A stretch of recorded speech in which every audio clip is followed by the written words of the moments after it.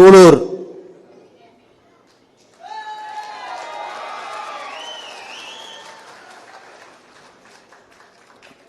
தங்கம், நன்றி நன்றி தங்கம், தேங்க்யூ.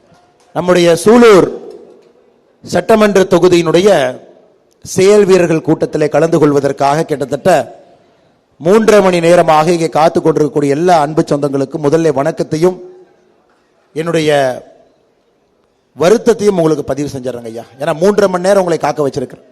காலையிலே பல்லடத்திலே ஆரம்பித்து கரூர் சென்று அங்கே செயல் வீரர் கூட்டத்தை நடத்திவிட்டு அதன் பிறகு பாராளுமன்ற அலுவலகத்தை திறந்துவிட்டு நாளை வேட்புமனு நாம் தாக்கல் செய்ய இருப்பதால் தோட்டத்திற்கு சென்று என்னுடைய தாயையும் சந்தித்து விட்டு அவருடைய ஆசியை பெற்றுவிட்டு குலதெய்வ கோயிலுக்கு சென்று விட்டு எங்களுடைய குலதெய்வம் செவ்வாய்க்கிழமை மட்டும்தான் திறப்பார்கள். அதனால் கரெக்டாக செவ்வாய்க்கிழமை அன்னைக்கு குலதெய்வத்தையும் போய் பார்த்துட்டுங்க ஐயா. வர்ற கொஞ்சம் நேரம் ஆயிடுச்சு, அதற்காக மன்னித்துக் கொள்ளுங்கள். 3.5 மணி நேரமாக எல்லா விவசாய பெருமக்கள், தோட்டத்தில் உங்களுக்கு வேலையெல்லாம் இருந்திருக்கும், எல்லாம் விட்டு தொழில் செய்பவர்கள், தொழிற்சாலையில் இருப்பவர்கள், மகளிர்கள், இல்லத்தரசிகள் எல்லோரும் பொறுமையாக சூலூர் இந்த திருமண மண்டபத்தில் பொறுமையாக எல்லோரும் இங்கே காத்துக் கொண்டிருக்கின்றீர்கள். அதற்காக பெரிய நன்றியை உங்களுக்கு தெரிவித்துக் கொள்கின்றேன். சகோதர சகோதரிகளே, நம்முடைய கூட்டணி கட்சி தலைவர்கள், அன்பு நண்பர்கள் எல்லோரும் நமக்காக கங்கணம் கட்டிக்கொண்டு வலிமையான இந்த தேசிய ஜனநாயக கூட்டணியில மிக முக்கியமாக இந்த கோயம்புத்தூர் பாராளுமன்ற தொகுதியில இந்த முறை பாரத பிரதமர் அவர்கள் 400 எம்பிக்களை தாண்டி வரும் பொழுது அதில் மிக முக்கியமாக நம்முடைய கோயம்புத்தூர் பாராளுமன்ற உறுப்பினரும் இருக்க வேண்டும். அதன் மூலமாக கோயம்புத்தூர் பாராளுமன்ற தொகுதிக்கு வளர்ச்சியை கொண்டு வர வேண்டும். அதன் மூலமாக 20 ஆண்டுகளாக பெரிய வளர்ச்சி திட்டங்கள் இல்லாமல் தத்தளித்துக் கொண்டிருக்கக்கூடிய சூலூர் பகுதி, பல்லடம் பகுதி அனைத்தினுடைய பரிமாணத்தை மாற்ற வேண்டும் என்பதற்காக நம்முடைய கூட்டணி கட்சி தலைவர்கள் மேடையின் மீது நம்மோடு அமர்ந்திருக்கின்றார்கள். என்னுடைய முதல் கடமை நம்முடைய கூட்டணி கட்சி தலைவர்கள் எல்லாம் வரவேற்பது என்னுடைய முதல் கடமை. பாரதிய ஜனதா கட்சியிலே நெடுங்காலமாக பயணம் செய்து கொண்டிருக்கக்கூடிய விவசாயிகளுடைய உற்ற தோழனாக சொல்லேர் உழவன் ஐயா செல்லமுத்து அவர்கள் உழவர் உழைப்பாளர் கட்சி இதற்கு முன்பு பேசிவிட்டு அமர்ந்திருக்கின்றார்கள். ஐயா அவருக்கு என்னுடைய வாழ்த்துக்களை வணக்கங்களை தெரிவித்து அனைத்து இந்திய அண்ணா திராவிட முன்னேற்ற கழகத்தினுடைய உரிமை மீட்பு குழு அதனுடைய கோயம்புத்தூர் மாவட்ட செயலாளர் அருமையான வக்கீல் ராஜேந்திரன் அவர்கள் மேடையின் மீது இருக்கின்றார்கள். அவர்களுக்கும் என்னுடைய நன்றி கலந்த வாழ்த்துக்களை வணக்கங்களை தெரிவித்து அம்மா மக்கள் முன்னேற்ற கழகத்தினுடைய இந்த பகுதியினுடைய தலைவராக இருக்கக்கூடிய அண்ணன் SRA செந்தில்குமார் அவர்களுக்கு என்னுடைய நன்றிகளை வாழ்த்துக்களை வணக்கங்களை தெரிவித்து புதிய நீதி கட்சி இருகூர் அசோகன் அவர்கள் மூத்த தலைவர், மாநில பொறுப்பில் இருக்கிறாங்க, இருகூர் பகுதியில் இருக்கிறாங்க, மாநிலத்தினுடைய துணை பொதுச் செயலாளர், அவருக்கும் என்னுடைய வாழ்த்துக்களை நன்றிகளை வணக்கங்களை தெரிவித்து கொங்கு நாடு முன்னேற்ற கழகத்தினுடைய மாநில துணை பொதுச் செயலாளர் அண்ணன் UK சண்முகம் அவர்கள் வந்திருக்கின்றார்கள். அவர்களுக்கும் என்னுடைய நன்றி கலந்த வாழ்த்துக்களை வணக்கங்களை தெரிவித்து அமமுகவினுடைய மாவட்ட செயலாளர் அண்ணன் பாஸ்கர் அவர்கள் முதல் நாளிலிருந்து நம்மோடு தொடர்ச்சியாக 4வது நாளாக பயணம் செய்து கொண்டிருக்கின்றார்கள். அண்ணன் பாஸ்கர் அவர்களுக்கு என்னுடைய சிறப்பு நன்றிகளை தெரிவித்து தமிழ் மாநில காங்கிரஸ் மாவட்ட செயலாளர் அண்ணன் இருகூர் கார்த்தி அவர்கள் வந்திருக்கின்றார்கள். அவர்களுக்கு என்னுடைய சிறப்பு நன்றிகளை தெரிவித்து பசும்பொன் தேசிய கழகத்தினுடைய மாவட்ட செயலாளர் முருகேசன் அவர்கள் வந்திருக்கின்றார்கள். அவருக்கும் என்னுடைய நன்றிகளை தெரிவித்து தமிழ் மாநில காங்கிரசினுடைய வட்டார தலைவர் அண்ணன் பாலு அவர்களுக்கு, அமமுகவினுடைய ஒன்றிய செயலாளர் அண்ணன் நீரா சுப்பிரமணியம் அவர்கள், MSD சுப்பிரமணியம் அவர்களுக்கு நன்றிகளை தெரிவித்து சுல்தான்பேட்டையினுடைய ஒன்றிய செயலாளர் அண்ணன் AG ரவிக்குமார் அவர்களுக்கு நன்றிகளை தெரிவித்து அமமுகவினுடைய மாநில விவசாய அணியின் இணைச் செயலாளர் பாப்பம்பட்டி தாமோதரன் வந்திருக்கின்றார்கள். அவருக்கும் நன்றிகளை தெரிவித்து கோவை வடக்கு மாவட்ட செயலாளர் அமமுக அண்ணன் கலாமணி அவர்கள் வந்திருக்கின்றார்கள். அவருக்கும் என்னுடைய அக்கா அவர்களுக்கு என்னுடைய நன்றி கலந்த வாழ்த்துக்களை வணக்கங்களை அக்கா அவர்களுக்கு தெரிவித்து நம்முடைய பாரதிய ஜனதா கட்சியினுடைய ஆற்றல் மிகுந்த தலைவர்கள் இந்த மேடையின் மீது இருக்கின்றார்கள். மிக கடுமையாக உழைத்து இன்னைக்கு சூலூர்ல இவ்வளவு பெரிய எழுச்சியை ஏற்படுத்தி இருக்கின்றார்கள். சூலூர்ல எங்க பார்த்தாலும் இன்று பாரதிய ஜனதா கட்சியினுடைய கொடி. காலை 6 மணியிலிருந்து எல்லோருமே திண்ணை பிரச்சாரம், வீடு வீட்டுக்கு நம்முடைய தொண்டர்கள் எல்லாம் செல்ல ஆரம்பித்து விட்டார்.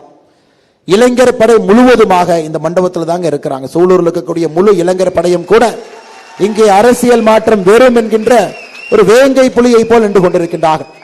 அதற்கெல்லாம் மிக முக்கிய காரணமாக இருக்கக்கூடிய இந்த சூலூர் சட்டமன்ற தொகுதியினுடைய அமைப்பாளராக, நம்முடைய கோயம்புத்தூர் மாவட்டத்தினுடைய ஊராட்சி கவுன்சிலராக, திட்டக்குழு உறுப்பினராக மிக கடுமையாக பணி செய்யக்கூடிய அண்ணன் கோபால்சாமி அவர்கள் நம்மோடு நின்று கொண்டிருக்கின்றார்கள். அவருக்கு என்னுடைய சிறப்பு வணக்கத்தையும் நன்றியும் தெரிவித்து சூலூர் சட்டமன்ற தொகுதியினுடைய இணை அமைப்பாளர், கோயம்புத்தூர் வடக்கு மாவட்டத்தினுடைய பொதுச் செயலாளர், தொண்டர்களுக்கெல்லாம் எப்பொழுதும் ஆக்கம் ஊக்கம் வழங்கக்கூடிய அண்ணன் சத்தியமூர்த்தி அவர்களுக்கு என்னுடைய சிறப்பான நன்றிகளை வணக்கங்களை தெரிவித்து மேடையின் மீது இருக்கக்கூடிய நம்முடைய மூத்த தலைவர்கள் எல்லோரும் இருக்கின்றார்கள். மிக குறிப்பாக இந்த பாராளுமன்றத்தினுடைய பொறுப்பாளராக இருக்கக்கூடிய அண்ணன் ஜி.கே. செல்வகுமார் அவர்கள் நம்முடைய மூத்த தலைவர், திரைக்கு பின்னால் இருந்து இயங்கக்கூடியவர். பாரதிய ஜனதா கட்சி கோயம்புத்தூருடைய வளர்ச்சிக்கு தன்னுடைய குடும்பம், அவருடைய குடும்பம் ஒரு பெரிய பங்காற்றி இருக்கிறது. அவருக்கு நன்றிகளை தெரிவித்து, கோவை பாராளுமன்ற தொகுதியினுடைய பொறுப்பாளர் அண்ணன் பாயிண்ட் மணி அவர்களுக்கு என்னுடைய நன்றிகளை தெரிவித்து, மேடையில் இருக்கக்கூடிய அண்ணன் மோகன் மந்த்ராச்சலம் அவர்கள் இந்த பகுதியை சார்ந்தவர்கள் சூலூர் கோயம்புத்தூர்ல பாரதிய ஜனதா கட்சியினுடைய வளர்ச்சிக்கு ஒரு பெரும் பங்காற்றிக் கொண்டிருக்கக்கூடிய மோகன் மந்த்ராச்சலம் அண்ணன் அவர்களுக்கு, மாவட்ட துணைத் தலைவர் சூலூர் சட்டமன்ற தொகுதியினுடைய பொறுப்பாளர் அண்ணன் சண்முக சுந்தரம் அவர்கள் நம்மோடு இருக்கின்றார்கள். அவருக்கும் என்னுடைய நன்றி கலந்த வாழ்த்துக்களை வணக்கங்களை சண்முக சுந்தரம் அண்ணர்களுக்கு நான் தெரிவித்து, மேடையின் மீது இருக்கக்கூடிய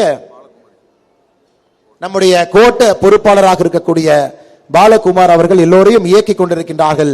தேனி போல் சுறுசுறுப்பாக பணியாற்றிக் கொண்டிருக்கின்றார்கள். அவருக்கும் நன்றிகளை தெரிவித்து, நம்முடைய மாவட்ட துணைத் தலைவர் பரமசிவம் அவர்கள், மாவட்டத்தினுடைய செயலாளர்கள் நடராஜன் அவர்கள், மணிகண்டன் அவர்கள், சிதம்பரம் அவர்கள், மாணிக்கவாசகம் அவர்கள், மிக முக்கியமாக நம்முடைய ஒன்றிய தலைவர்கள், மிக கடுமையாக களத்திலே பணி செய்யக்கூடிய சூலூர் கிழக்கினுடைய ஒன்றிய தலைவர் அண்ணன் ரவிக்குமார் அவர்கள், சூலூர் வடக்கினுடைய ஒன்றிய தலைவர் மகேந்திரன் அவர்கள், சூலூர் மேற்கினுடைய ஒன்றிய தலைவர் மனோன்மணி அவர்கள், அருமை சகோதரி அவர்கள், சூலூர் தெற்கினுடைய ஒன்றிய தலைவர் சரவணன் அவர்கள், சுல்தான்பேட்டை கிழக்கினுடைய ஒன்றிய தலைவர் ரவி மந்திரியப்பன் அவர்கள், சுல்தான்பேட்டை மேற்கினுடைய ஒன்றிய தலைவர் சம்பத்குமார் அவர்கள், கருமத்தம்பட்டியினுடைய ஒன்றிய தலைவர் அண்ணன் மகேஷ் அவர்கள், மாநில பொதுக்குழு உறுப்பினர் அண்ணன் பழனிசாமி அவர்கள், இளைஞரணியினுடைய மாநில செயலாளராக மிக கடுமையாக பணி செய்யக்கூடிய அருமை சகோதரி ஜான்சி சவிதா அவர்கள், ஆன்மீக மற்றும் கோவில் மேம்பாட்டு பிரிவினுடைய மாநில செயலாளர் அரசூர் அசோகன் அவர்கள், கல்வியாளர் பிரிவினுடைய மாநில செயலாளர் பிரகாஷ் அவர்கள், பட்டியல் அணியினுடைய மாநில செயற்குழு உறுப்பினர் அன்பு சகோதரர் கௌதமன் அவர்கள், மகளிர் அணியினுடைய மாவட்ட தலைவர் அக்கா ரேவதி அவர்கள், தரவு மேலாண்மை பிரிவினுடைய மாவட்ட தலைவர் ராஜ்குமார் அவர்கள், அரசு தொடர்பு பிரிவினுடைய மாவட்ட தலைவர் மயில்சாமி அவர்கள், கல்வியாளர் பிரிவினுடைய மாவட்ட தலைவர் சக்திவேல் அவர்கள், உள்ளாட்சி மேம்பாட்டு பிரிவினுடைய மாவட்ட தலைவர் மோகன்ராஜ் அவர்கள், சுற்றுச்சூழல் பிரிவினுடைய மாவட்ட தலைவர் சிவக்குமார் அவர்கள், வழக்கறிஞர் பிரிவினுடைய மாநில செயலாளர் வாசுதேவன் அவர்கள், வழக்கறிஞர் பிரிவிலே நம்முடைய பாரதிய ஜனதா கட்சிக்கு பின்புலமாக இருந்து நிறைய பணிகளை செய்யக்கூடிய அருமை சகோதரர் ரங்கசாமி அவர்கள் சமீபத்தில் நம்முடைய பாரதிய ஜனதா கட்சியில் இணைஞ்சாங்க, மக்கள் நீதி மையத்திலிருந்து.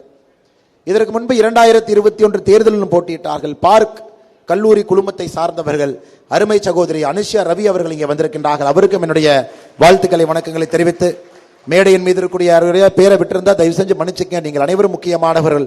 உங்கள் அனைவருக்கும் என்னுடைய வணக்கத்தை தெரிவித்து, பத்திரிகை நண்பர்கள், மிக முக்கியமாக இந்த செயல் வீரர்கள் கூட்டத்திற்கு சூலூருக்கு வந்திருக்கக்கூடிய அன்பு சகோதரிகள், தாய்மார்கள், இளைஞர் பட்டாளம், நம்முடைய மூத்த உறுப்பினர்கள், மூத்த தலைவர்கள், விவசாய பெருமக்கள், பொதுமக்கள், தொழில் செய்பவர்கள் எல்லோரும் குழுமி இந்த செயல் வீரர்கள் கூட்டத்திற்கு வந்திருக்கிறேன். இது ஒரு ஆச்சரியமான செயல் வீரர்கள் கூட்டம். இன்று காலை பல்லடத்தில், இன்னைக்கு சாயந்தரம் சூலூர், இரண்டும் நம்முடைய கோயம்புத்தூர் பாராளுமன்ற தொகுதியில் நடக்குதுங்க. மிக மிக ஆச்சரியமான ஒரு கூட்டம். காரணம், பொதுமக்கள் தன்னெழுச்சியாக தங்களுக்கு எது சரி என்பதை புரிந்து கொண்டு நாங்கள் களத்திலே பாடுபட தயாராக இருக்கின்றோம் என்று சூலூர் பல்லடம் இரண்டும் கூன்ற ஒரு வார காலமாக பார்த்து கொண்டிருக்கின்றோம். ஒரு வார காலமாக சாதாரண மனிதர்கள், அரசியலுக்கு கொஞ்சம் கூட சம்பந்தமே இல்லாதவங்க, அவங்களுக்கும் அரசியலுக்கும் எந்த சம்பந்தம் இல்லை. அவர்கள் ஊர்ல அவர்களே ஒரு தேர்தல் பணிக்குழு ஆரம்பித்து அவர்கள் வேலை செய்யக்கூடிய பகுதியில், வசிக்கக்கூடிய பகுதியில் மக்களை சந்தித்து மோடி ஐயாவிற்கு கோயம்புத்தூர் பாராளுமன்ற தொகுதியில் நீங்கள் வாக்களிக்க வேண்டும் என்று கேட்க ஆரம்பித்திருக்கின்றார்கள். இது எவ்வளவு பெரிய ஆச்சரியம் பாருங்க.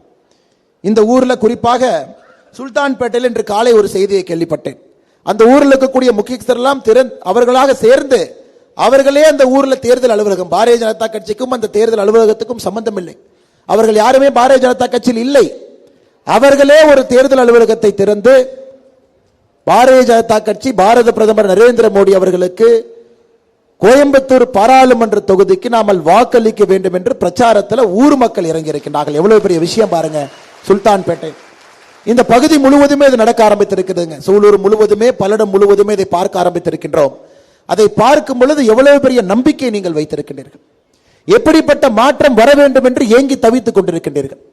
மோடி அவர்கள் 400 எம்பிக்களை தாண்டி ஆட்சியிலே 3வது முறையாக அமரும் பொழுது கோயம்புத்தூர் தமிழ்நாட்டினுடைய வரைபடத்தில் இப்பவே இருக்குதுங்க, 2வது பெரிய மாநகரமாக. இந்தியாவுடைய வரைபடத்தில் இருக்குதுங்க, அதுவும் தவறு கிடையாது, எல்லா இடத்திலும் இருக்கும். ஆனால் எங்களுடைய உங்களுக்கு நாங்கள் கொடுக்கக்கூடிய உத்தரவாதம், கோயம்புத்தூர் உலகத்தினுடைய வரைபடத்திலே ஒரு முக்கிய புள்ளியாக இருக்கும். அதற்காக கடுமையாக உழைப்போம், வளர்ச்சியை கொண்டு வருவோம்.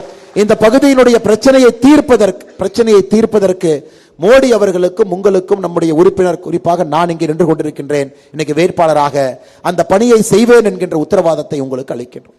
ஐயா, ஒரே ஒரு கேள்வி உங்கள்கிட்ட கேட்கிறோம். இன்னைக்கு மோடி ஐயா ஏன் 400 எம்பிக்களை தாண்டி வர வேண்டும்? நமக்கு தெரியும் நம்முடைய பாராளுமன்றத்தில் 273 தாண்டினாவே பிரதமர் வந்துருவாங்க ஐயா. 280 சரி, 290 சரி, 300 சரி, 310 சரி. ஆனா மோடி ஐயா ஏன் 400 என்று சொல்லுகின்றார்? ஏன் 400 வேண்டும் என்று சொல்லுகின்றார்? சரி, நீங்க எல்லாம் சொல்றீங்க ஐயா முக்கியமான திட்டங்கள் நிறைவேற்றணும்னா மோடி ஐயாவிற்கு தனி பெரும்பான்மை வேண்டும். 274 தனி பெரும்பான்மையாக இருந்தாலும் கூட அவர் எந்த பிரச்சனையும் இல்லாம முக்கியமான திட்டங்களை கொண்டு வர வேண்டும் என்றால் லோக்சபா ராஜ்யசபா 2 இடத்திலும் கூட தனி பெரும்பான்மையாக இந்த மனிதன் அமர வேண்டும் என்பது நமக்கு தெரியும். அதுவும் மோடி ஐயா சொல்லி இருக்கின்றார்கள். இந்த 10 ஆண்டுகள்ல நம்முடைய ஆட்சியை நீங்க பார்த்திருக்கிறீங்க. 2024 29 வரை நம்முடைய 3வது ஆட்சி என்பது கடினமான முடிவுகளை எடுப்பதற்காக 3வது முறையாக நாம் ஆட்சிக்கு வருகின்றோம். கடினமான முடிவுகள். ஐயா, உங்களுக்கு தெரியும் ஆர்டிகல் 370 சூலூர் பகுதி ஒரு பெரிய தேசிய பகுதி, தொழில் செய்யறீங்க, பெரிய தேசியவாதிகள் இருக்கக்கூடிய பகுதி. ஒரு ஆர்டிகல் 370 நாம நீக்கினது அவ்வளவு சுலபம் இல்லைங்க ஐயா, அவ்வளவு சுலபம் இல்லை. 2019 ஆகஸ்ட் மாசத்துல அந்த சட்டத்தை கொண்டு வந்து ஆர்டிகல் 370 நீக்கணும். ஆனா உங்களுக்கு தெரிந்திருக்கும், நமக்கு 303 எம்பிக்கள் இருந்தும் கூட, தனி பெரும்பான்மை இருந்தும் கூட கஷ்டப்பட்டு தாங்க ஐயா நீக்கணும். ஆர்டிகல் 370 அமித்ஷாஜி அவர்கள் முதல்ல லோக்சபாவுக்கு கொண்டு வரலைங்க, ராஜ்யசபாவுக்கு கொண்டு போனார். எதுக்குங்க ஐயா? ராஜ்யசபால நமக்கு தனி பெரும்பான்மை இல்லை. ராஜ்யசபால சடனா நம்ம கொண்டு போனோம். ராஜ்யசபால அப்படி கொண்டு போனா தான் எதிர்க்கட்சிகள் ஒன்றாக சேர்ந்து சதி செய்து இந்த மசோதாவை ராஜ்யசபாவிலே தோற்கடிக்க முடியாது என்பதால் ஃபர்ஸ்ட் ராஜ்யசபா கொண்டு போனோம். எல்லோரும் லோக்சபாவுக்கு கொண்டு வருவார்கள் என்று எதிர்பார்த்தார். ராஜ்யசபாவுக்கு கொண்டு போனோடனே எதிர்க்கட்சி நண்பர்களுக்கு ஒன்றும் புரியல, என்ன பேசுறதுன்னு தெரியல. எப்படி எல்லோரும் ஒன்றாக சேர்ந்து சதி செய்து இந்த மசோதாவை முறியடிக்க வேண்டும் என்று தெரியல. அந்த நேரத்தில் ராஜ்யசபால இது பாஸ் ஆச்சுங்க ஐயா. அப்புறம் லோக்சபால பாஸ் ஆச்சு. அதன் பிறகு இந்த முறை சரியில்லை என்று உச்சநீதிமன்றத்திலே வழக்கு போட்டார்கள். சமீபத்தில் உச்சநீதிமன்றம் இந்த முறை சரி என்று தீர்ப்பு கொடுத்திருக்கு. எதற்காக இதை சொல்லுகின்றேன் என்றால், சகோதர சகோதரிகளே, பெரியோர்களே, தாய்மார்களே, 50 ஆண்டு காலம் 60 ஆண்டு காலமாக தீர்க்க முடியாத பிரச்சனையை மோடி அவர்கள் தீர்ப்பதற்காக கிளம்பி இருக்கின்றார்கள். எதுவும் சுலபம் இல்லைங்க. அடுத்து நாம் எல்லாம் ஏங்கிக் கொண்டிருக்கக்கூடிய திட்டம், எனக்கு ஒரு பெரிய நம்பிக்கை, பாரதிய ஜனதா கட்சியினுடைய காரியகர்த்தனாக எனக்கு ஒரு பெரிய நம்பிக்கை, இங்க இருக்கக்கூடிய நம்முடைய கட்சியின் தலைவர்களுக்கும் இருக்கக்கூடிய பெரிய நம்பிக்கை, இந்த 3வது முறை நாங்கள் ஆட்சியில் இருக்கும் பொழுது நதிநீர் இணைப்பு நிச்சயமாக நடத்தி காட்டுவோம் என்கின்ற பெரிய நம்பிக்கை இருக்கு. மோடி ஐயா அவர்கள் ஆல்ரெடி அறிவுரை ஒரு சின்ன நமக்கு ஒரு குறிப்பு கொடுத்துட்டாங்க. பாராளுமன்றத்திலே பேசும் பொழுதே ஒரு சின்ன குறிப்பு நமக்கு கிடைத்திருக்கிறது. 3வது முறை வந்தால் என்ன செய்வோம் என்கின்ற குறிப்புல மோடி ஐயா அவர்கள் வெளிப்படையாக பாராளுமன்றத்திலே சொல்லவில்லை என்றாலும் கூட நமக்கு தெரியும், நதிநீர் இணைப்பு என்பது 3வது முறை நாம் ஆட்சியில் வரும் பொழுது அதை நடத்தி காட்டுவாங்க. காரணம், நதிநீர் இணைப்புக்கு எல்லா மாநிலமும் ஒத்துக்கொள்ள போவது கிடையாது. நம்முடைய மாநிலத்திற்கு நதிநீர் இணைப்பு தேவை. காரணம், நம்ம கிட்ட தண்ணி இல்லைங்க. கர்நாடகாவிலிருந்து, கேரளாவிலிருந்து, ஆந்திராவிலிருந்து தான் பெரிய நதிகள் உற்பத்தி ஆகிறது. அதனுடைய தண்ணி நமக்கு வருது. ஆனா எந்த மாநிலத்தில் உபரி நீர் இருக்கோ அவர்கள் கொடுப்பதற்கு அவர்களுக்கு மனம் இல்லை. இந்தியாவில் பார்த்தீங்கன்னா கிட்டத்தட்ட 12 மாநிலங்கள் நம்முடைய கணக்குப்படி ஒரு நதிநீர் இணைப்பை எதிர்ப்பதற்கு வாய்ப்பு இருக்கு. மிச்ச மாநிலங்கள் நதிநீர் இணைப்புக்கு ஆதரவா இருப்பாங்க. ஏன்னா எல்லா மாநிலத்திற்கும் மிச்ச மாநிலத்துக்கு தண்ணி வேணுங்க ஐயா. 2,50,000 கோடி தேவை. ₹1 ₹2 இல்லைங்க. நதிநீர் இணைப்பு முழுமையாக நீங்கள் செயல்படுத்த வேண்டும் என்றால் 2,50,000 கோடி ரூபாய் மத்திய அரசு இதற்கு பணம் போட்டு தாங்க நதிநீர் இணைப்பை செயல்படுத்த முடியும். இன்னைக்கு நம்முடைய மாநில அரசு விவசாயத்திற்கு 100 கோடி ரூபாய் செலவு செய்வதற்கு யோசிக்கிறாங்க. ஏன்னா பணம் இல்லை. நம்முடைய மாநில அரசு, குறிப்பாக திராவிட முன்னேற்ற கழகத்தினுடைய அரசு பாருங்க, 100 கோடி ரூபாய் ஒரு மராமத்து பணிக்கு ஒதுக்குவதற்கு தயாரா இல்லை. பணம் இல்லை. 3 லட்சம் கோடி பட்ஜெட்டுங்க ஐயா செலவு, 1,70,000 கோடி வரவு, 1,30,000 கோடி வரவை விட செலவு அதிகமா இருக்கு. 60,000 கோடி மத்திய அரசு பணம் கொடுக்கறாங்க, 2,30,000 கோடி, 70,000 கோடி கடன் வாங்கி ஒரு பட்ஜெட்டை போடுறாங்க. 1,70,000 கோடி வரவில்லை, 54,000 கோடி பார்த்தீங்கன்னா டாஸ்மார்க். இப்படிதாங்க ஐயா இருக்கு. இன்னைக்கு தமிழக அரசை பொறுத்தவரை விவசாயிகளுக்கு எந்த திட்டத்தையும் இவர்களால் செயல்படுத்த முடியாது. காரணம், பணம் இல்லை. 20-30 ஆண்டுகளாக இந்த மாநிலத்தை ஏதோ ஒரு திசையில கொண்டு போயிட்டாங்க ஐயா. டாஸ்மார்க்கு, குடி, அதன் மூலமாக வரக்கூடிய வருமானம், ஆக்கப்பூர்வமாக எந்த ஒரு வருமானத்தையும் பெருக்குவதற்கு இவர்களுக்கு அறிவில்லாத காரணத்தினால் தமிழக அரசை பொறுத்தவரை விவசாயிகளுக்கு, விவசாயத்திற்கு, நீர் மேம்பாட்டிற்கு, நீர் பாசனத்திற்கு எந்த பணத்தையும் போடாம தத்தளித்துக் கொண்டிருக்கின்றோம்.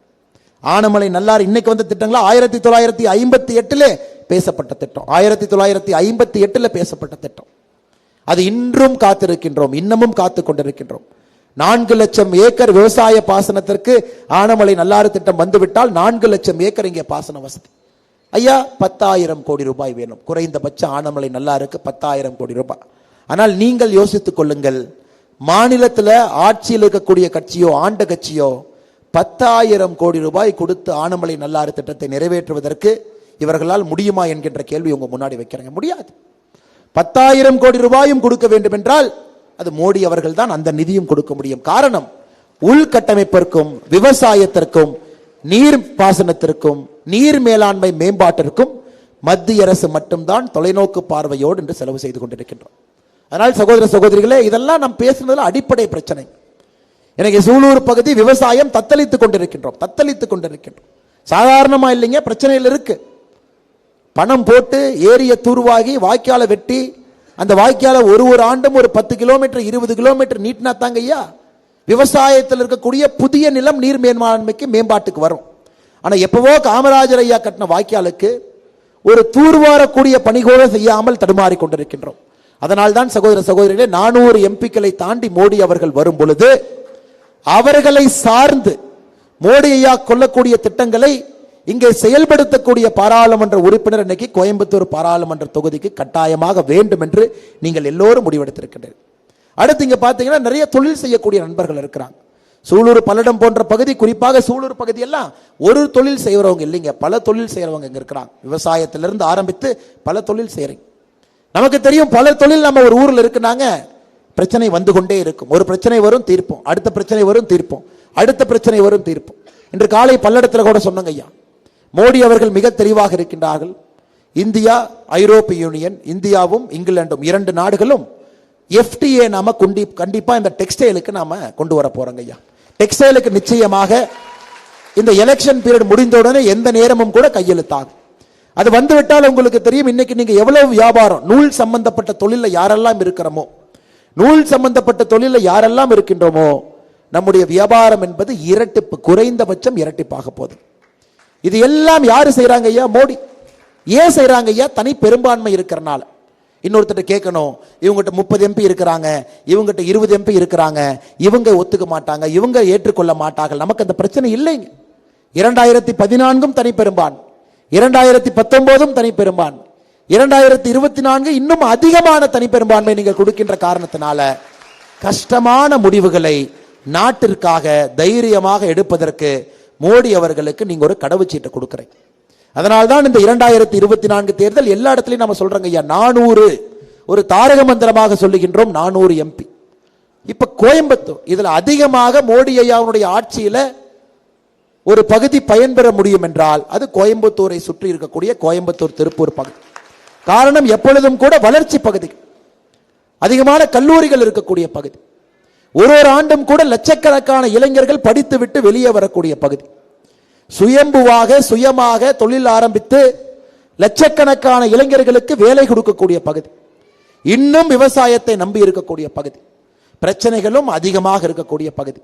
இதற்கெல்லாம் தீர்வு வர வேண்டும் என்றால் இங்கிருந்து நேரடியாக மோடி அவர்களிடமும் மத்திய அமைச்சர்களிடம் பேசக்கூடிய ஒரு பாராளுமன்ற உறுப்பினர் இந்த தொகுதிக்கு வேண்டும் என்கின்ற காரணத்தினால தாங்க ஐயா இந்த எலெக்ஷன்ல நாம் நிற்க வேண்டிய கட்டாயம் நமக்கு.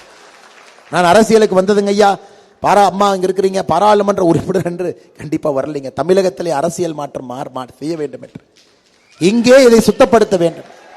அந்த ஒரே ஒரு அடிப்படை எண்ணத்தில் மட்டும்தான் நான் அரசியலுக்கு வந்தேன். அது போலதான் இங்க நிறைய பேர் இருக்கிறாங்க. நமக்கு தெரியும், டெல்லியை பொறுத்தவரை மோடி இருக்கின்றார்கள், நமக்கு எந்த பிரச்சனை இல்லைங்க, தமிழ்நாட்டில் வேலை செய்யணும். ஆனா மோடி அவர்கள் தெளிவா இருக்கிறாங்க. இதே மாதிரி போச்சுன்னா பாரதிய ஜனதா கட்சி ஆட்சிக்கு வரும் பொழுது ஆட்சி செய்வதற்கு ஒன்றும் இருக்காது என்பதில் தெளிவாக இருக்கின்றார். இவங்களும் வேலை செய்யல, நம்ம செய்யற வேலையும் தடுக்கிறாங்க. பயனாளிகளுக்கு ஒரு வீடு கொடுக்க வேண்டும் என்றாலும் கூட தமிழ்நாட்டை பொறுத்தவரை தலைகீழாக நின்று தண்ணி குடித்து தான் ஒரு பயனாளிக்கு மோடி வீடு இங்க கொடுக்க முடியுது. அதனால் பாரதிய ஜனதா கட்சியினுடைய கனவு இங்கே ஆட்சிக்கு வர வேண்டும். ஆனால் ஆட்சிக்கு வரும்பொழுது தமிழகம் இருக்கணும் இல்லைங்களா? போதை கலாச்சாரம் இருக்கக்கூடாது. கொஞ்சமாச்சு இந்த ஊர் இருக்கணுங்க. அப்பத்தான் பாரதிய ஜனதா கட்சி கொஞ்சமாவது ஆட்சி பண்ண முடியும். 8,23,000 கோடி இப்பவே கடன். 2026 வரும்பொழுது 10 லட்சம் கோடி கடன். எப்படி நீங்க ஆட்சி பண்ணுவீங்க? அதனால் மோடி அவர்கள் தெளிவாக இருக்கின்றார். நம்முடைய பாராளுமன்ற உறுப்பினர்கள் வந்தவுடன் மத்திய அரசோடு இணைந்து தமிழகத்தினுடைய வளர்ச்சிக்கு போராடி வளர்ச்சியை மக்கள் முன் காண்பித்து அதன் பிறகு பாரதிய ஜனதா கட்சி இங்கே ஆட்சிக்கு வர வேண்டும் என்பதில் மோடி அவர்கள் தெல்ல தெளிவாக இருக்கின்றார். ஐயா, நான் பல இடத்துல சொல்றேன், இந்த வேட்பாளர்களை பற்றி நான் பேசுவதற்கே போலிங்க ஐயா.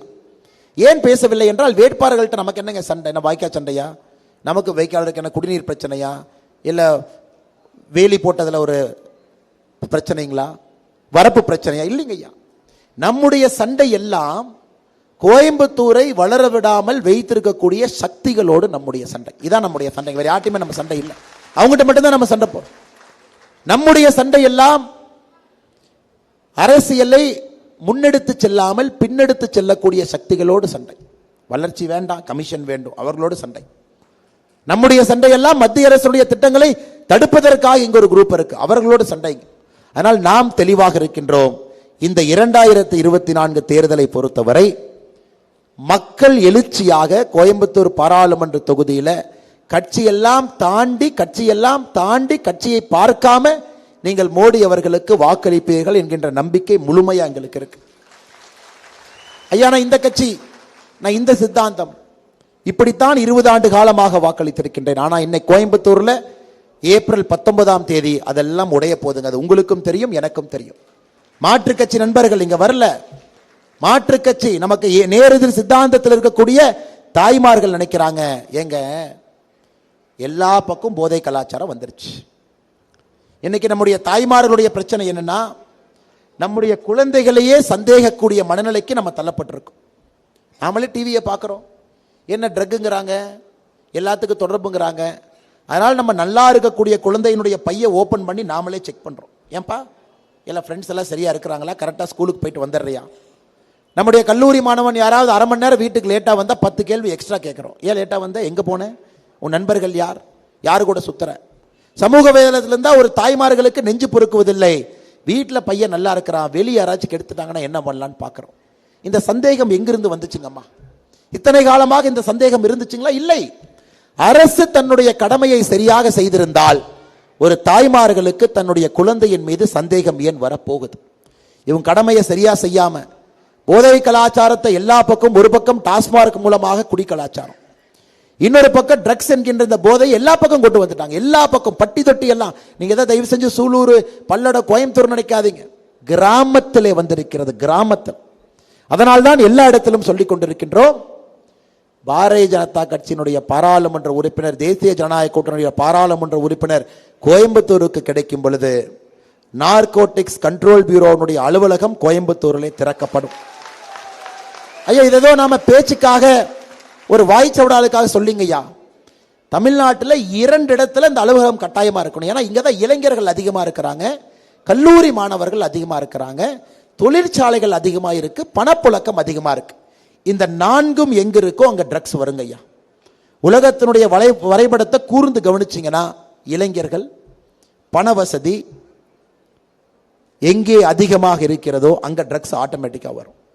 ஆனால் இன்னைக்கு சென்னைக்கு அடுத்தபடியாக ஒரு பெரிய நகரமாக இத்தனை கல்லூரிகள் இருக்கக்கூடிய பகுதியில் ஒரு என்சிபியினுடைய அலுவலகத்தை கொண்டு வந்து மத்திய அரசினுடைய ஆபீசர்ஸ் உட்கார வச்சு நார்கோட்டிக்ஸ், குறிப்பாக இந்த ட்ரக்ஸுக்கு எதிராக சுத்தப்படுத்தக்கூடிய பணியை பாரதிய ஜனதா கட்சி தம்முடைய கடமையாக நாங்கள் செய்ய இருக்கின்றோம். கடமை செய்யணும்.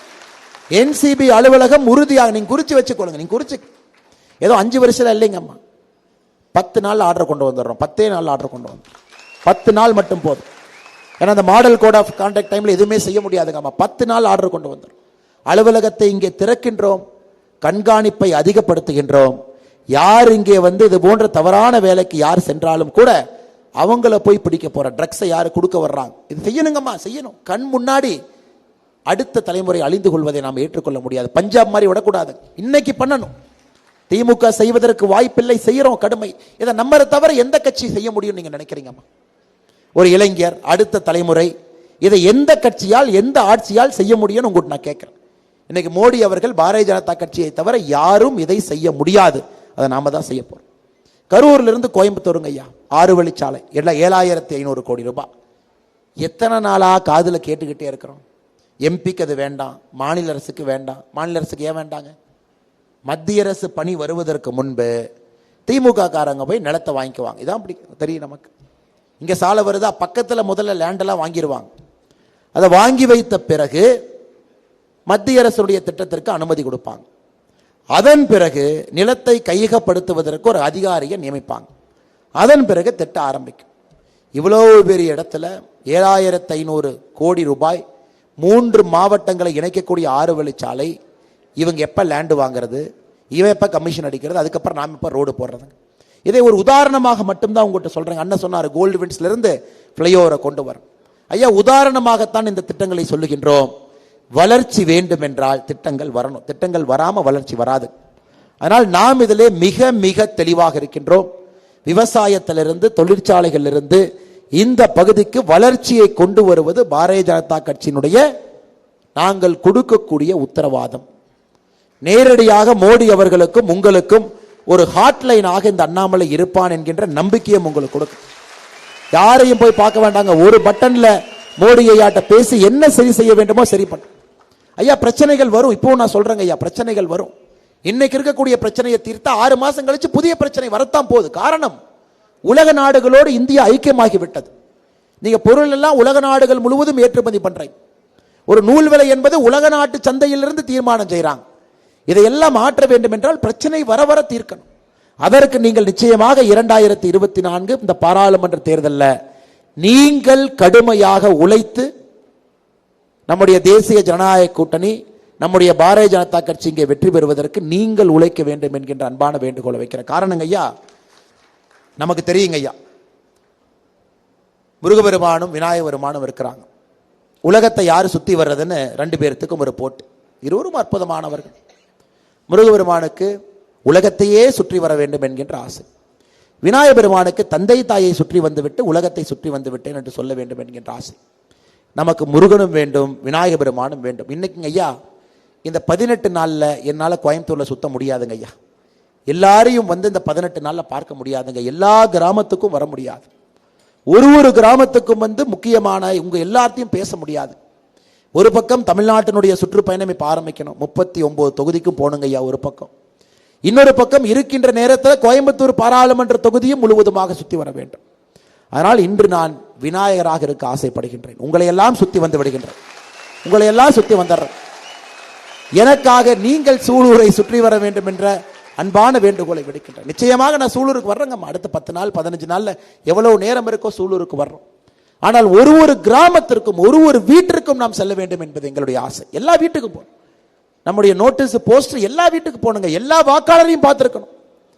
21 லட்சம் வாக்காளர்கள் கோயம்புத்தூர்ல இருக்கிறாங்க. எல்லாரையும் சந்தித்து நாம் ஓட்டு கேட்டிருக்க வேண்டும். எல்லாத்திட்டையும் போய் கேட்கணுங்க. யாரையும் கேட்காம இருக்கக்கூடாது. ஆனால் என்னால் அந்த வேலையை செய்ய முடியுமா? நம்முடைய கூட்டணி கட்சி தலைவர்களால் செய்ய முடியுமா? தொண்டர்களால் செய்ய முடியுமான்னு கேட்டீங்கன்னா நிச்சயமாக முடியாது. முயற்சி எடுக்கின்றோம் எல்லோரையும் சென்று சந்திப்பதற்கு. ஆனால் நீங்கள் அந்த வேலையை செய்துவிட்டால் நாங்கள் செய்வதாகத்தாங்க அர்த்தம். உங்க ஊரு, உங்க தெரு, உங்க கிராமம், நீங்க வசிக்கக்கூடிய பகுதி, எல்லா இடத்திலும் கூட நீங்கள் நமக்காக, பாரதிய ஜனதா கட்சிக்காக, தேசிய ஜனநாயக கூட்டணிக்காக நீங்கள் அந்த வாக்கு செய்யணும். நீங்க என்னவா வேணா இருங்க. விவசாயியா இருங்க, பக்கத்தோட்டத்துக்கு போய் பேசுங்க. தொழிற்சாலை நடத்துங்க, எல்லாத்தையும் ஒன்னா சேர்த்து பேசுங்க. ஒரு இடத்துல வேலையில் இருங்க, வேலை செய்யறவங்க எல்லாத்தையும் பார்த்து பேசுங்க. இல்லத்தரசியாக இருங்க, அந்த தெரு, அந்த வீடு யார் இருந்தாலும் கூட பேசுங்க. ஸ்கூல்ல குழந்தைங்க போறாங்க, அப்பா அம்மா எல்லாம் ஒரு குரூப்ல இருப்பீங்க, பேரண்ட் டீச்சர் அசோசியேஷன்ல இருப்பீங்க. நம்ம எல்லோரும் ஏதோ ஒரு சங்கத்தில் இருப்போம், ஒரு ஜாதி அமைப்போ, நம்முடைய குலதெய்வ கோயிலோ, ஏதோ ஒரு வழிபாட்டு குழு, ஏதாச்சும் ஒரு இடத்துல நம்ம உறுப்பினராக இருப்போம். எங்கே நீங்கள் எதுவாக இருந்தாலும் கூட இன்னைக்கு மோடி ஐயாவுக்கு நீங்கள் வாக்கு சேகரித்து 400 எம்பிக்களை தாண்டி அவரை அமர் வைக்க வேண்டிய பொறுப்பு உங்களுக்கு இருக்கு. அதே போல கோயம்புத்தூர் பாராளுமன்ற தொகுதியில பாரதிய ஜனதா கட்சி, தேசிய ஜனநாயக கூட்டணி இவங்களை வெற்றி பெற செய்ய வேண்டிய பொறுப்பும் உங்களுக்கு இருக்கு என்கின்ற தாழ்மையான வேண்டுகோள் உங்களுக்கு வச்சு இன்னைக்கு விநாயகரை போல உங்களை சுத்தி வந்து விடுகின்றோம்.